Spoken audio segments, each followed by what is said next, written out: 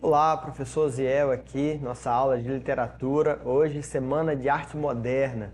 Vamos falar um pouquinho sobre esse importante evento para a nossa literatura moderna. Você que acompanhou as nossas aulas, nossas últimas aulas, falamos sobre o pré-modernismo, falamos sobre os autores pré-modernistas e já estávamos dando aí um spoilerzinho do que seria essa Semana de Arte Moderna, do que iria acontecer no Brasil nesse período, nessa data, em uma data específica que vamos falar hoje, que foi tão importante em 1922 e deu início ao modernismo, deu início à arte, na construção da identidade nacional dessa arte que constrói, né, que tornou aí o nosso país, de certa forma, independente na cultura, na literatura, nas artes plásticas. Enfim, vamos à nossa aula.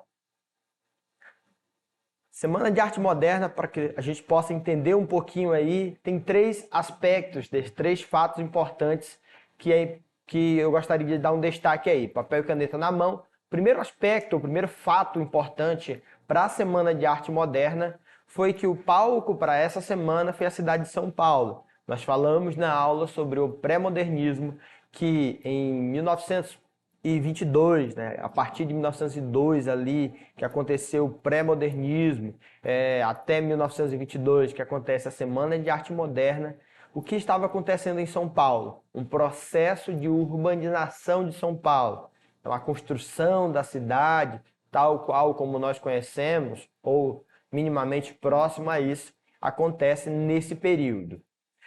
1922, 100 anos, né, o centenário da independência. Também a Semana de Arte Moderna tem um terceiro fator importante, que é aquele autor que nós comentamos, Graça Aranha, autor do pré-modernismo, escreveu um livro importante, que foi Canaã, e ele é o carinha que é responsável pela cerimônia de abertura da Semana de Arte Moderna, um autor consagrado, membro da Academia Brasileira de Letras. Temos aí uma imagem da cidade de São Paulo de 1938. Vamos lá. Dois cartazes, imagino que vocês já viram, né? Um cartaz e um catálogo da exposição de artes plásticas, justamente da Semana de Arte Moderna, e todos os livros de literatura, livros de língua portuguesa, a gente sempre encontra esses dois cartazes, que eram os cartazes de divulgação desse importante evento, tá? Da Semana de Arte Moderna.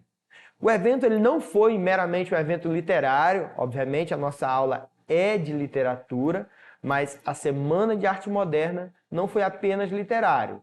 Tinha artistas da música, da pintura, da escultura e de outras áreas, obviamente, e como eu disse no início, essa semana foi importante para a construção da identidade cultural da nossa nação. Pensando um pouquinho qual foi, né, a reação da sociedade da época, porque como eu disse nas nossas últimas aulas, havia a necessidade da construção de uma identidade nacional.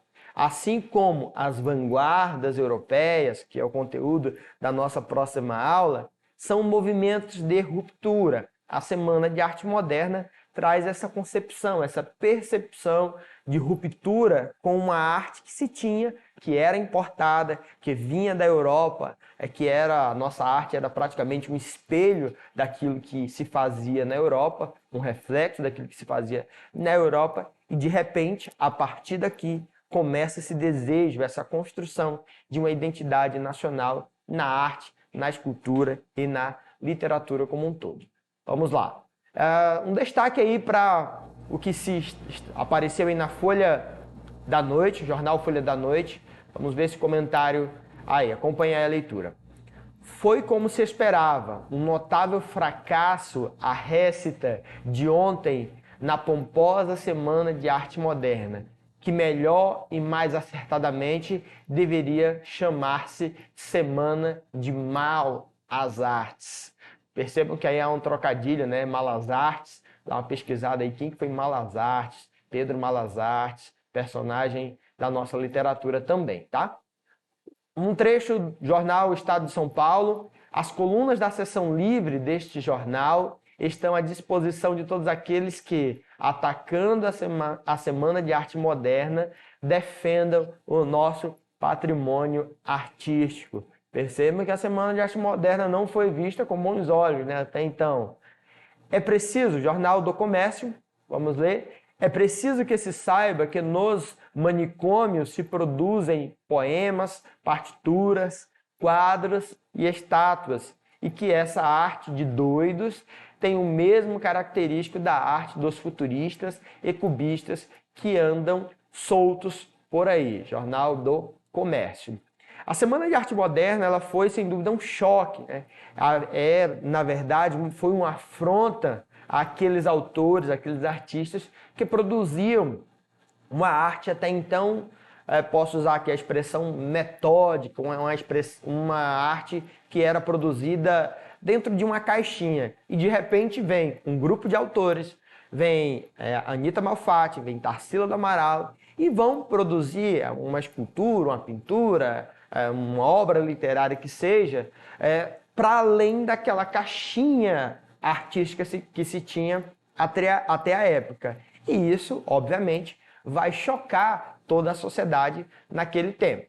Logo no primeiro dia, depois da abertura de Graça Aranha, o músico Vila Lobos tem sua apresentação interrompida por vários assobios e vaias da plateia.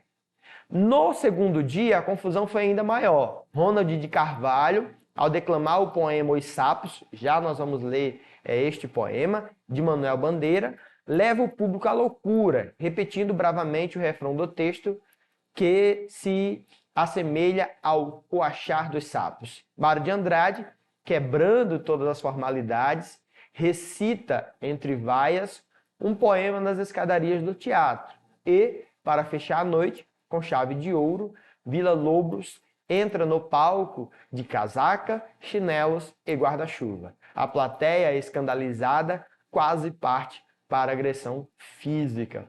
Professor, mas que loucura, né, essa que aconteceu nessa Semana de Arte Moderna. Como eu disse, até então, toda a liberdade artística que você tem hoje, a possibilidade de qualquer pessoa, se quiser, produz uma música, escreve um poema, divulga na sua rede social, faz uma divulgação, publica até um livro. Nesse período, isso não acontecia. O que acontecia? Eram pessoas quase que sempre de famílias da alta sociedade que viajavam para a Europa, aprendiam, absorviam aquilo que estava sendo feito, produzido na Europa e retornavam para o nosso país e produziam uma arte, como eu disse no início, uma arte semelhante àquela que era produzida na Europa. Então, obviamente, a sociedade aceitava aquela arte produzida no que, como eu chamei, dentro daquela caixinha, e não aceitava tudo que era fora, além daquela caixinha literária, digamos assim. Por isso, esse escândalo todo que a Semana de Arte Moderna veio a causar na sociedade da época. Acompanhe aí. Dizem que entre famílias direitas não se comentavam os acontecimentos da semana na presença de crianças e mulheres.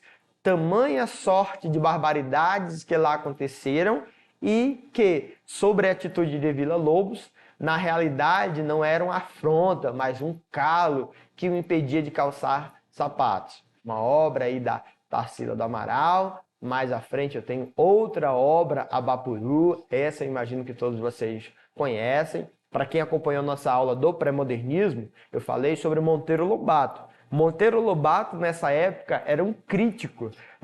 Pesquise aí no seu computador, no seu smartphone, um pouquinho sobre a crítica que Monteiro Lobato faz justamente a esta obra, Abapuru e outras obras da Tarsila do Amaral. E há uma frase, né, um dos textos que ele diz, né, aqui traduzindo, né, ou simplificando, ele diz que essas obras, essas pinturas, era como se tivesse sido dado para um animal, para um jumento, um pincel, e ele com esse pincel tivesse produzido essa arte. E outras críticas bem ferrenhas, né, bem severas, que ele faz à obra de Tarsila do Amaral.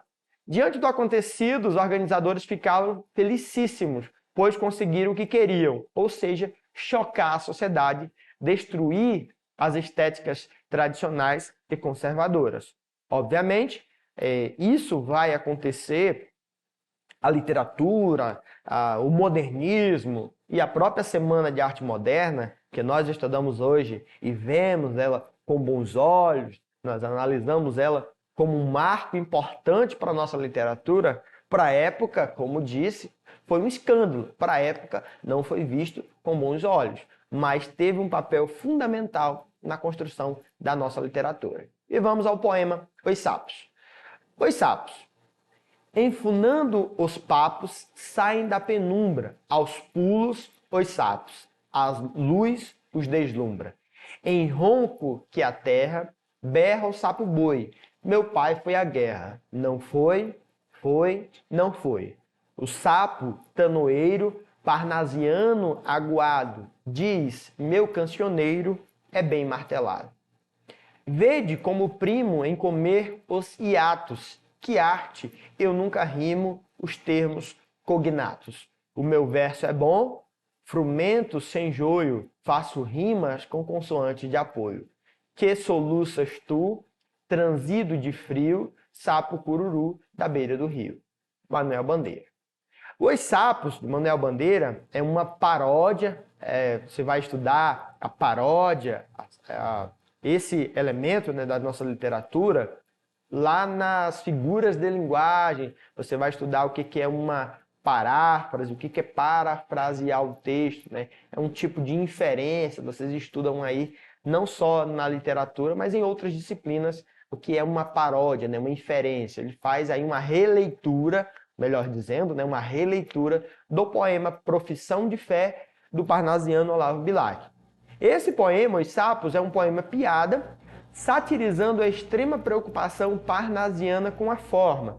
Volta aí a nossa aula sobre o parnasianismo, dá uma pesquisada para que você possa relembrar as características dessa escola literária. Ou seja, com as rimas, com a seleção vocabular. É uma crítica aos parnasianos. Está invertido ali, né? Uma crítica aos parnasianos, tá bom? A expressão sapo tanoeiro é uma referência direta a Bilac, pois tanoeiro é um artesão, significa artesão. Lembre-se de que Bilac comparava a tarefa do poeta à do artesão. E o sapo cururu é um poeta moderno, autêntico, simples, sem artificialismo. Vamos à nossa questão. Questão de hoje, questão Enem 2010. Dica do professor Ziel, lê sempre o enunciado, né? Essa é uma questão com enunciado pequeno, comparada a outras questões de linguagem, de literatura. Temos aí as alternativas e vamos lá ler aí o nosso enunciado. Acompanhe. Após estudar na Europa, Anita Malfatti retornou ao Brasil com uma mostra que abalou a cultura nacional do início do século XX. Elogiada por seus mestres na Europa, Anita se considerava pronta para mostrar seu trabalho no Brasil, mas enfrentou as duras críticas de Monteiro Lobato, que o professor Ziel acabou de citar e indicar que você pesquisasse um pouquinho mais acerca dessas críticas. Com a intenção de criar uma arte que valorizasse a cultura brasileira, Anita Malfatti e outros modernistas fizeram o que aí? Letra A. Buscaram libertar a arte brasileira das normas acadêmicas europeias, valorizando as cores, a originalidade e os temas nacionais. Letra B. Defenderam a liberdade limitada de uso da cor, até então utilizada de forma irrestrita, afetando a criação artística nacional. Letra C.